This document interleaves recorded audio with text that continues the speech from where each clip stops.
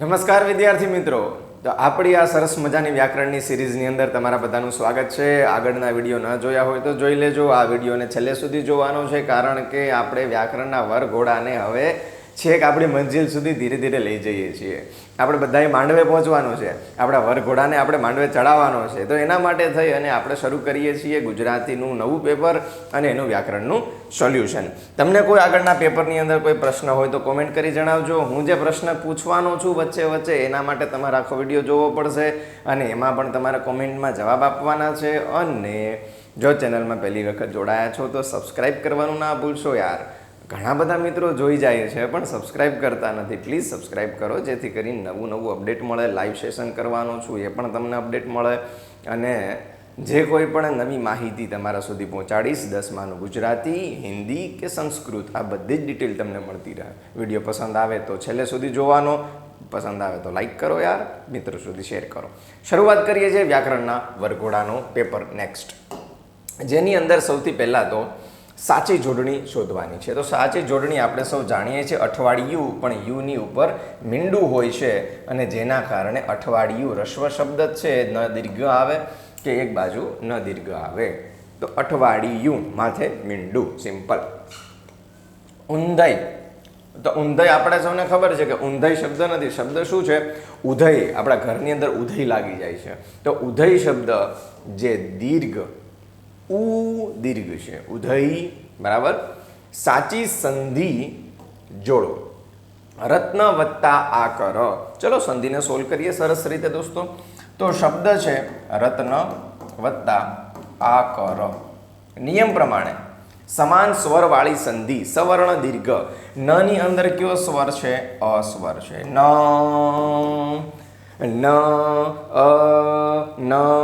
આવે છે, અને આકરનો આ છે. બંને મળીને દોસ્તો બને છે અ વત્તા અ બરાબર આ. આ સમાન સ્વરનો નિયમ છે. તમે બહુ ભણી ગયા છો. આગળના વિડીયો જો નથી જોયા તો એને પણ જોઈ લેજો ખાસ. પછી સ્થિતિ શું બની?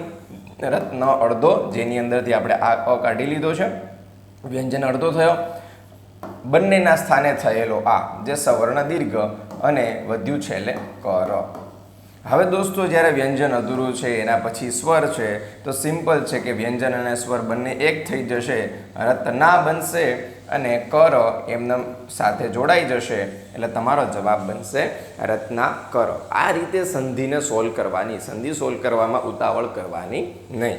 તો જુઓ, રત્નાકર શબ્દ વિકલ્પોમાં રત્નકર છે, રન્નાકર છે, પણ આપણો જવાબ આવશે રત્નાકર. જ્યારે પણ 2, 3 વિકલ્પો કે 4 વિકલ્પો વાળા તમે પ્રશ્ન જુઓ છો તો ખાસ એ વસ્તુ જોવાની કે ભાઈ 2 વિકલ્પો ખોટા પણ છે ને, આ વેરીફાઈ ખાસ કરવાનું. આગળ વધીએ દોસ્તો. શબ્દોનો સમાસ ઓળખાવો. તો રંગ, ગંધ, અવાજ. જ્યારે સમાન પદો એક સાથે લાગેલા હોય, બધા પદોનું સરખું મહત્વ હોય, તો સર્વપદ પ્રધાનો દ્વંદ્વ. સર્વપદ પ્રધાન દ્વંદ્વ સમાસ થાય, કારણ કે દરેક એની શોર્ટકટ શું છે? અને કે અથવા. આ જ્યારે અને કે અથવાથી 3 શબ્દો કે 4 શબ્દ કે 2 શબ્દ વચ્ચે અર્થ થતો હોય તો એ તમારો દ્વંદ્વ સમાસ થાય છે સમાસના નિયમ પ્રમાણે. તો રંગ અને ગંધ અને અવાજ. તો રંગ, ગંધ અને અવાજ માટે થઈ જશે દ્વંદ્વ. જોડણી ભેદે થતો અર્થભેદ. મેઘ અને મેધ. એક શબ્દ છે મેઘ અને બીજો શબ્દ છે મેધ. તો આપણે સૌ જાણીએ છીએ મેઘ વર્ષતી, મેઘ વર્ષતી. મેઘ એટલે વાદળ થશે, અને બીજો મેધ. આપણે સૌને ખબર છે અશ્વમેધ, આવો એક યજ્ઞ કરવામાં આવતો હતો, તો મેધ એટલે યજ્ઞ. અલંકારનો પ્રકાર જણાવો. તો અલંકારનો પ્રકાર, આંબા પટેલે વછેરીનું જીવની જેમ જતન કરવા માંડ્યું. આંબા પટેલે કોની જેમ? જીવની જેમ. તો અહીંયા ઉપમા અલંકાર થશે. શબ્દમાં કયો પ્રત્યય રહેલો છે? વેઠિયા. મૂળ શબ્દ છે વેઠ કરવી, વેઠવું. તો એની પાછળ લાગેલો છે યા. તો જ્યારે શબ્દની પાછળ લાગેલો હોય તો એને કહેવાય પર પ્રત્યય. તો એના આધારે તમારો જવાબ થશે વેઠિયા પર પ્રત્યય. ત્યારબાદ દોસ્તો રાહત. તો રાહતનું સમાનાર્થી કહેવાનું છે કે ભાઈ હવે તો પરીક્ષા પૂરી થાય એટલે મને રાહત થાય. હવે તો આ રાહત થાય તો સારું, કારણ કે હવે છેલ્લા જેમ જે નજીક આવતું જાય ને એમ ધક ધક ધક ધક ધક ધક વધતી જાય. દિવસે દિવસે ભણેલું છે ધીરે ધીરે ભૂલાવા લાગે. રિવિઝન કરતા હોય તેમ લાગે હજી તો આય બાકી છે, આય બાકી છે, આય બાકી છે. મતલબ આમ મગજની મેથી મરાઈ જાય. એટલી બધી આપણી પરિસ્થિતિ ખરાબ થશે. હજી જેમ જેમ દિવસો નજીક જશે એમ હજી ઓર વધારે હાલત ખરાબ થશે. તો આ બધી પરિસ્થિતિમાં સ્થિર રહેતા શીખજો દોસ્તો. આમાં જે સ્થિર રહી શકશે, આ સિચ્યુએશનમાં જે સ્માર્ટ વર્ક કરશે ને, ટોપર એ બનશે.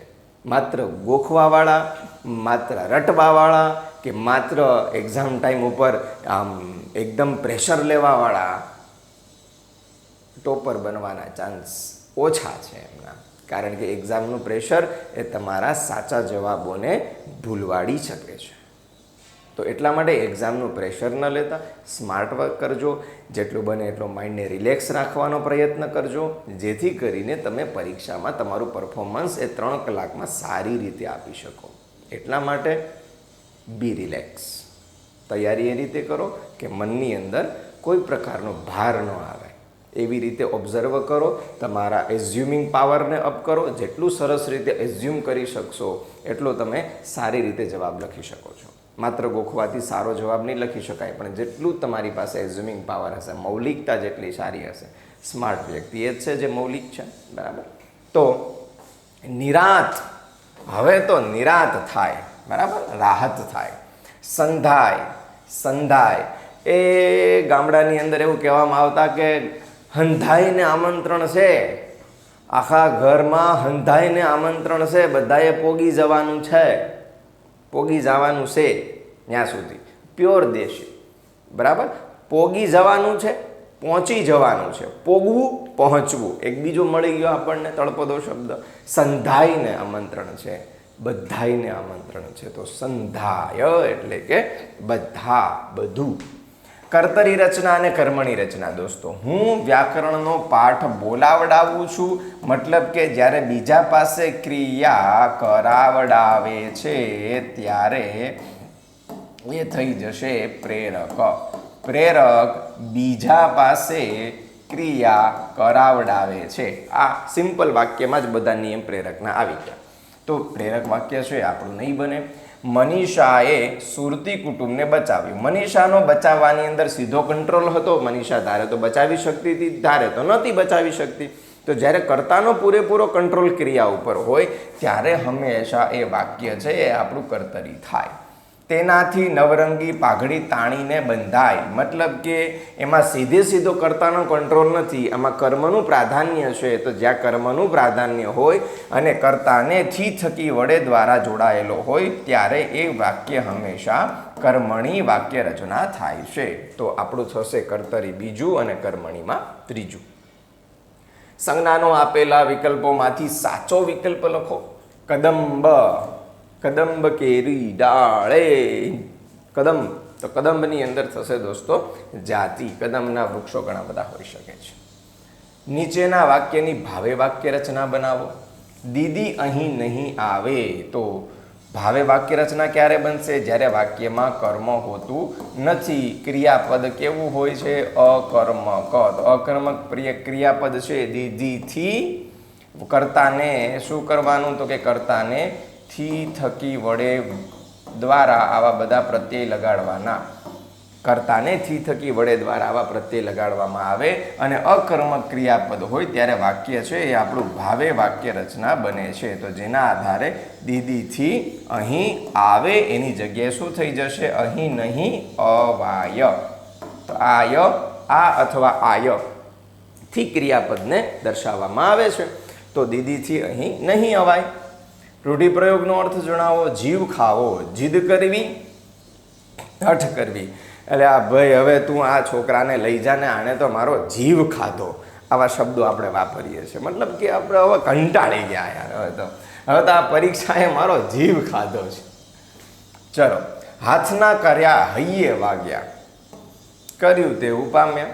આ તો બહુ ફેમસ છે. હાથના કર્યા એ આપણા ગુજરાતીની અંદર તો બહુ બધું વપરાય છે. હાથના કર્યા એ વાગ્યા. તમે જેવું કરો છો એવું તમને ફળ મળે. જેસી કરની વેસી ભરની. આ એના જેવી વાત છે. શબ્દ સમૂહ માટે એક શબ્દ. 3 કલાકનો સમયગાળો. પ્રહર. આપણે ખબર હોય તો મહાશિવરાત્રિ હમણાં આવે છે. મહાશિવરાત્રિ પર પ્રહર પૂજા એવી રીતે થાય. પ્રહર પૂજા એનો મતલબ શું કે 3 કલાકની પ્રહર પૂજા હોય રાત્રિની.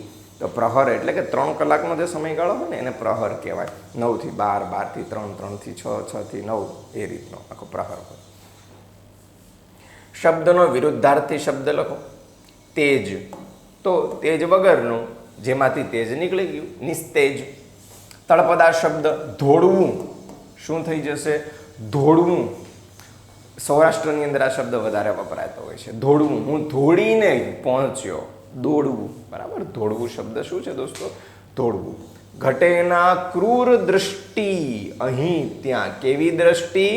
ક્રૂર દ્રષ્ટિ. તો ક્રૂર, તમે સંજ્ઞાને કેવો, કેવી, કેવું, કેવા આ પ્રકારથી પ્રશ્ન પૂછો અને તમને જવાબ મળે, એ જે હોય એ વિશેષણ હોય. હવે એ વિશેષણમાં વ્યક્તિનો ભાવ, ગુણ ઇત્યાદિ દર્શાવેલું હોય, આકાર, કદ, રંગ ઇત્યાદિ દર્શાવેલું હોય તો એ ગુણવાચક વિશેષણ થાય. તો એના આધારે અહીંયા કેવી દ્રષ્ટિ છે?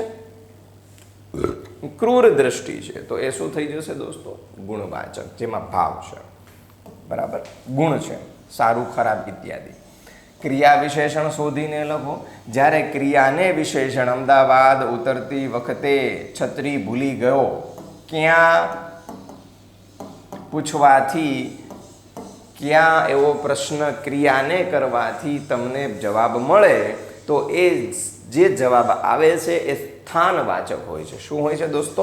સ્થાનવાચક ક્રિયાપદ. ક્યાં ભૂલી ગયો? બસમાં ભૂલી ગયો.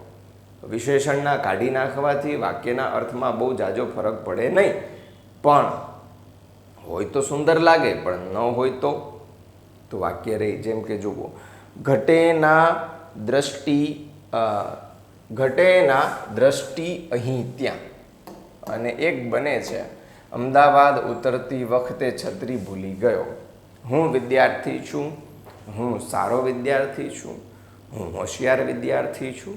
તો હોશિયાર, સારો આ બધા વિશેષણ લગાડીએ છીએ, પણ હું વિદ્યાર્થી છું આ વાક્યને બહુ જાજો ફરક પડતો નથી. સુંદરતા વધે છે વિશેષણથી, પણ એનો અર્થ તો રહે જ છે. ચલો દોસ્તો, પછી આગળ વધીએ તો શબ્દના ધ્વનિ ઘટકો કરવાના છે. પથ્થર, ધ્વનિ ઘટક ફરીથી એક વખત યાદ રાખજો. ધ્વનિ ઘટક અને સંધિ બંને અલગ અલગ છે. અમુક મિત્રો સંધિમાં પણ ધ્વનિ ઘટકો કરીને આવે છે, એ નથી કરવાનું. સંધિ મતલબ કે બે શબ્દો અલગ કરવાના છે, અને ધ્વનિ ઘટક એટલે દરેક સ્વર અને વ્યંજનને અલગ અલગ કરવાના છે. તો પથ્થર સૌથી પહેલા આવશે પ, પછી થ અડધો છે તો થ, બીજો થ છે એની અંદરથી અ કાઢી નાખો, પથ્થ. કેટલું થયું? પથ્થ. આ રીતે પથ્થ. અહીંયા બનશે પ, અને છેલ્લે વધે છે ર. તો ર પછી આમાં અ આવે કે નહીં, આ તમારે મને કોમેન્ટ કરી જણાવવાનું છે. ર પછી અ આવશે કે નહીં આવે. ચલો, નીચેના વાક્યનું પ્રેરક વાક્યમાં રૂપાંતર કરો. કવિએ વતન છોડ્યું, તેણે કવિને વતન છોડાવ્યું. તો વતન છોડવાની ક્રિયા કવિ કરે છે. આ વાક્યમાં શું કર્યું આપણે? તો કે એક પ્રેરકને લઈ આવ્યા. તેણે મતલબ કોઈક વ્યક્તિએ કવિને વતન છોડાવ્યું. કવિએ વતન છોડ્યું, પણ હવે છોડવાની ઈચ્છા નથી, તો તેણે કવિને છોડાવ્યું. એક પ્રેરક બન્યા, તેણે પ્રેરિત તરીકે કવિ પોતે રહ્યા, અને એણે ક્રિયા કરી. તો એ રીતે તેના દ્વારા તેની પાસે ક્રિયા કરાવડાવી, એ અર્થ. પ્રેરક દ્વારા પ્રેરકે શું કર્યું? કવિને વતન છોડાવ્યું. પંક્તિનો છંદ ઓળખાવો. સગાદી ઠામે શાહ આલમના ભીખ માગતા શેરીએ સવૈયા. તમારા કોર્સમાં નથી, છતાં પણ આને વચ્ચે વચ્ચે અમુક જગ્યાએ મેં મેન્શન કર્યું છે. ઇફ આવી જાય તો. નીચેના છંદનું બંધારણ જણાવો. સુખ સમયમાં છકી નવ જવું, દુઃખમાં ન હિંમત હારવી. સુખ દુઃખ સાટકતા નથી, એ જ નીતિ ઉર ઉતારવી. હરિગીત માત્રા, દરેક ચરણમાં 14 માત્રા. યાદ રાખજો દોસ્તો, 4 ચરણ હોય અને દરેક ચરણમાં 14 માત્રા.